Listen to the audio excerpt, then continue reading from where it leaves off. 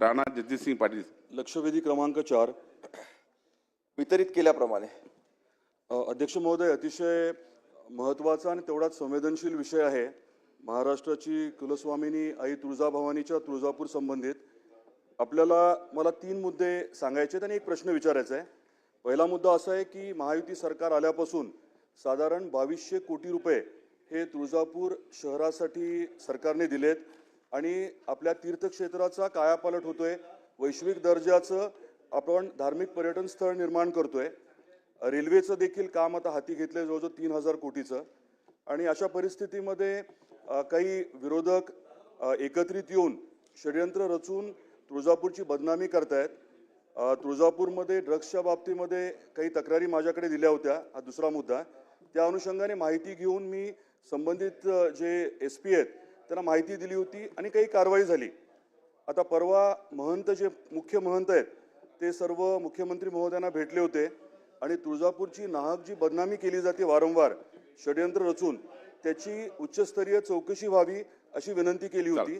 त्याच्यामध्ये जास्त म्हणावं तसं अजून काही कारवाई झालेली नाहीये. तर माझी विनंती आहे की उच्चस्तरीय समिती गठीत करावी आणि कार्यकाळ त्यांना ठरवून देऊन चौकशी व्हावी ही माझी विनंती. हा माझा प्रश्न आहे. मंत्री महोदय.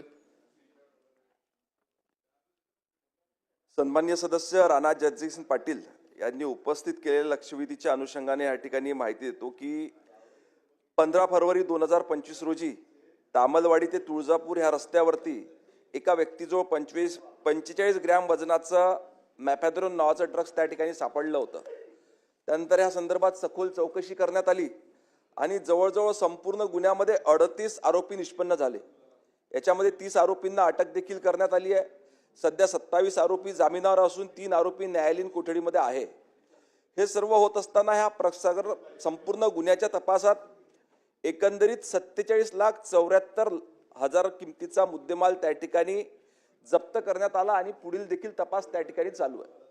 परंतु हे सर्व प्रकरण होत असताना त्या ठिकाणी तुळजाभवानी देवस्थानाची बदनामी कुठेतरी होते आहे का असा संशय त्या देवस्थानाच्या काही मंडळींनी त्या ठिकाणी शासनाकडे व्यक्त केला. त्या अनुषंगाने तक्रार आणि निवेदन देखील प्राप्त झालं. माननीय मुख्यमंत्री महोदयांनी तात्काळ त्याचे चौकशीचे आदेश दिलेले आहे आणि तेथील पोलीस अधीक्षकांच्या अखत्यारीखाली ही चौकशी सुरू आहे. लवकरच त्याचा अहवाल प्राप्त करून याच्यामध्ये जे कोणी गुन्हेगार असतील त्यांच्यावर कारवाई करण्यात येईल.